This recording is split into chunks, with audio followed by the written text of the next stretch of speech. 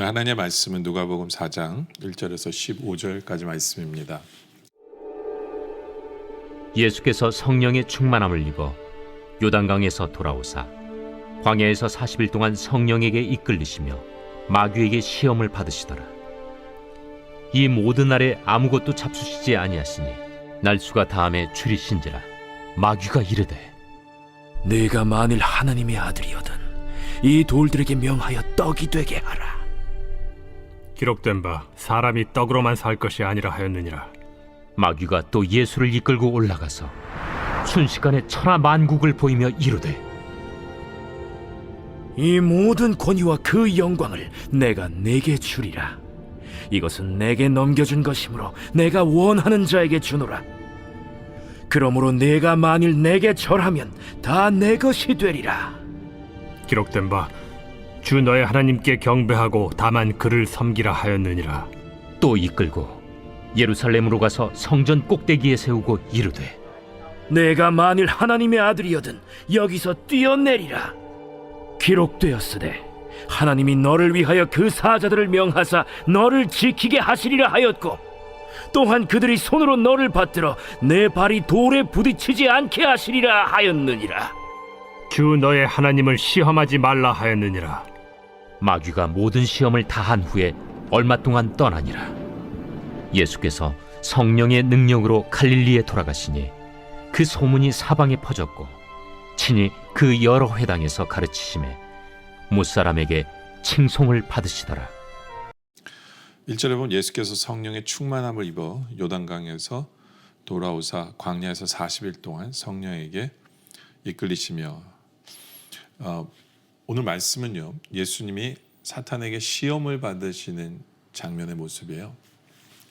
그런데 시험을 받을 때 예수님이 어떠셨는가?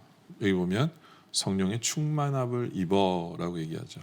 성령의 충만함을 입어서 돌아올 때 사탄이 시험을 한다라는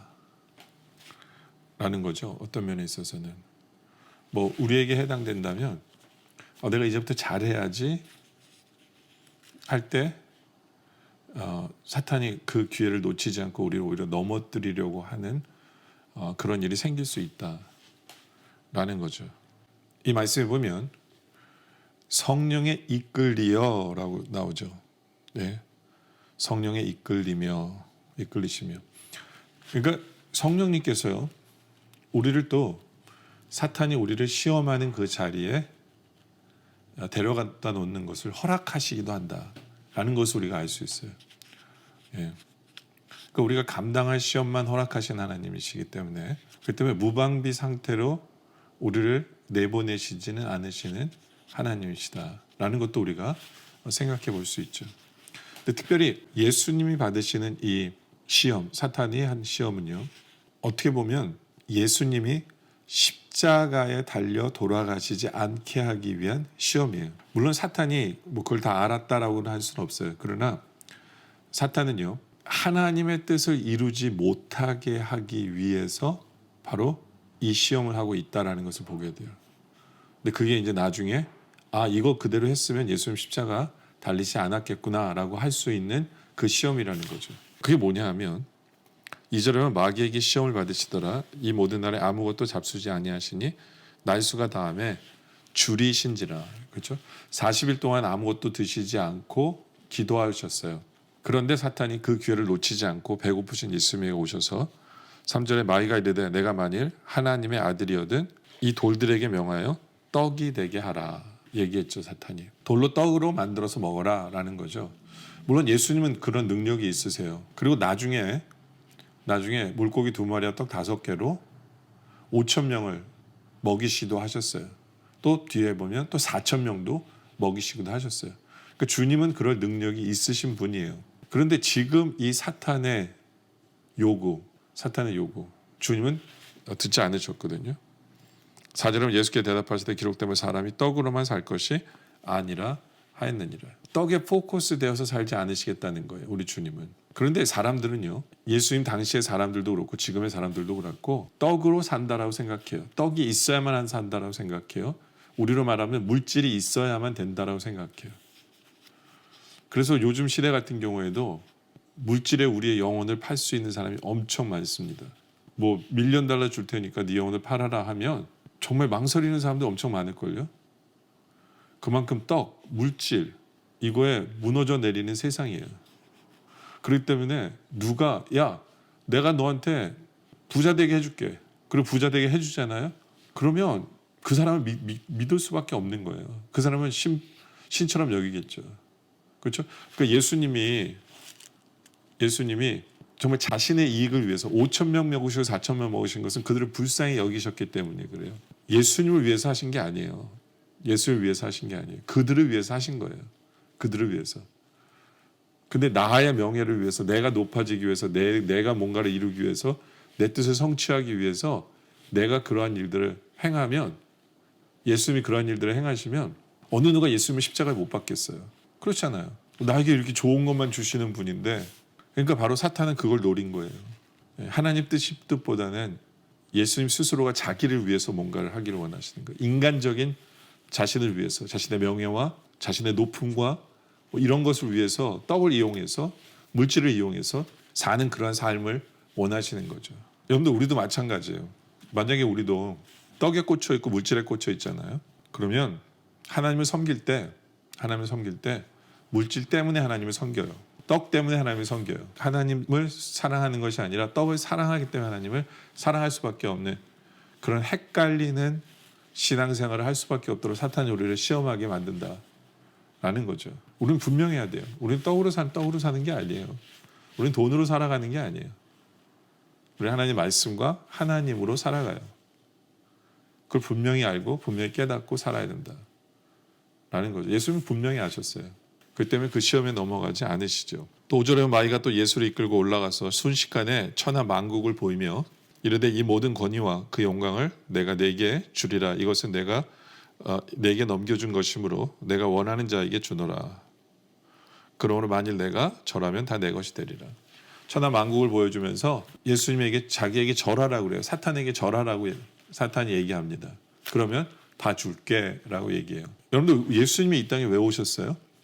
오신 이유는 뭐냐면 사탄에게 뺏긴 우리들을, 사탄에게 뺏긴 세상을 주님이 다시 가져오기 위해서 오신 거예요. 근데 사탄이 죽였대요.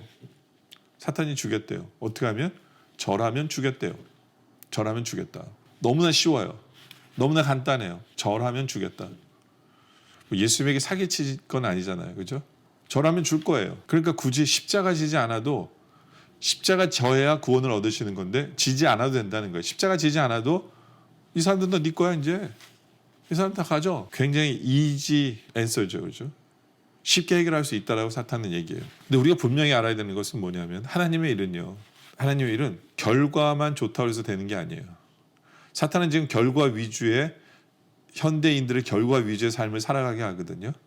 동기가 어떻든 과정이 어떻든 결과만 이루면 돼라고 자꾸 얘기하는데 그게 아니에요. 엄밀히 말하면 그 결과는 하나님 손에 달렸어요. 하나님 보시기 원하시는 건 뭐냐면 우리의 동기가 뭐냐는 거예요.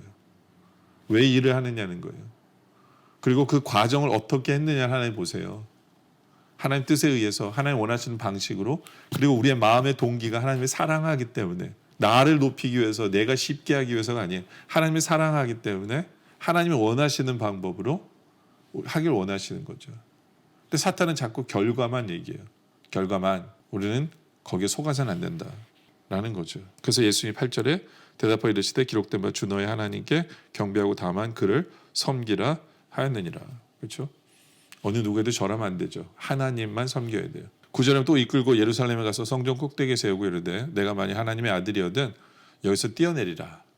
성전 꼭대기라는 건 뭐냐면 성전은 수많은 사람들이 있는 데서 그 위에서 뛰어내리라는 거예요. 그러면 10절에 기록되었을 때 하나님이 너를 위하여 그 사자들을 명하사 너를 지키게 하시리라 하였고, 또한 그들이 손으로 너를 받들어 내 발이 돌에 부딪히지 않게 하리라 하였느니라. 그렇죠?